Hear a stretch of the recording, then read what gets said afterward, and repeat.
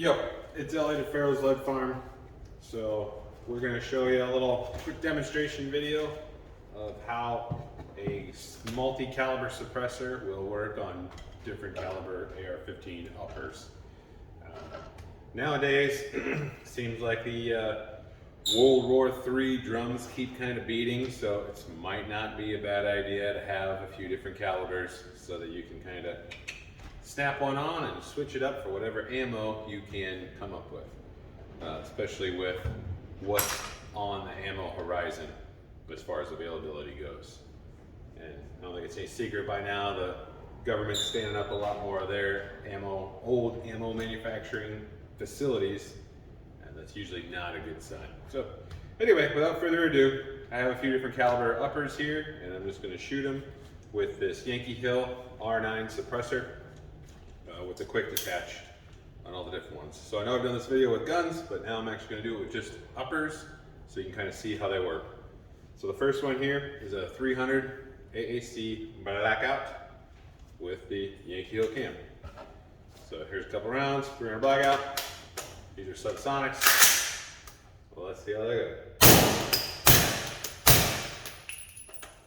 All right. Life is good. So now I can just change out the upper receiver. Pop out a couple of pins. Easy peasy. Screw off the suppressor. And then we'll switch calibers. So here on this one,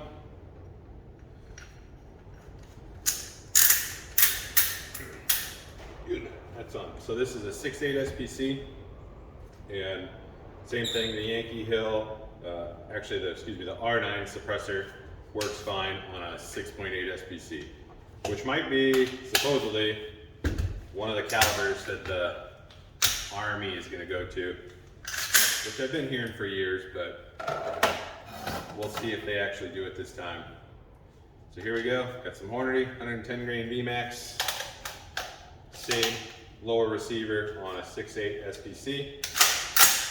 Nice thing about swapping uppers is my zero on my optic stays with the upper, so my rifle's still zero. Okay.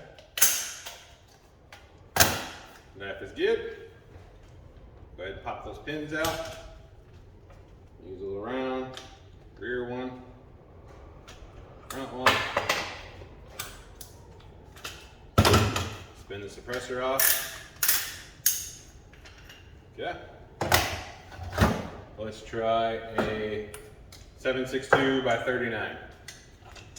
This is still a good caliber to have an upper in or a rifle in. I know the ammo's getting more expensive and harder to come by, but it still is pretty plentiful if you are looking for ammunition. 7.62 by 39 is fairly readily available. And it costs more, like everything else costs nowadays in 2022. Supposedly, they tell me that's because of a guy named Putin. Putin, that's spelled B-I-D-E-N. All right, so now we have some 7.62 by 39. Throw it in the same lower, different upper receiver. Let's see how it goes. All right, kept my zero. It shoots right where I'm aiming. Can't be able to stick. Take the suppressor off. You guys probably know the drill by now. Take the pins, push the pins out. Lower receiver, upper receiver. Switch now. This is a 5.56 upper, which at least in my house is kind of the go-to caliber, go-to gun. 5.56 nowadays is about the cheapest thing to shoot out of all these, for sure cheaper than 6.8 and 300 blackout. But so anyway, same thing. These YHM fast detach, quick detach. It is the best quick detach system going. No stupid collars that you got to get to, or No backwards threads and lefty-loosey, righty-tighty.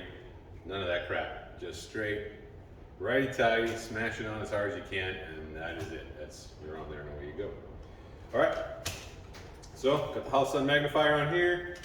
I don't need it, shooting at 50 yards. And we have some Nosler 55 grain ballistic tip. Great coyote hunt ammo slash people stuff. That's fun. Here we go. All right, locks the bolt back to the rear. Nice thing is it's still full auto rated, and I now have one suppressor. This guy costs about 400 bucks that I'll use, and I can use on all these different calibers, which is a pretty sweet deal, especially considering, you know, you might go through phases where, yeah, you have a bunch of 5.56 and then you can't get that and life is tough and you want to go to 7.62 by 39. Or I'm going to go down south and shoot some pigs, then maybe that 6.8 SPC is the way to go. You know, whatever's clever. It's nice to have options, as they say in today's world. All right, don't forget to diversify. Hopefully see you soon. That is all. Carry on.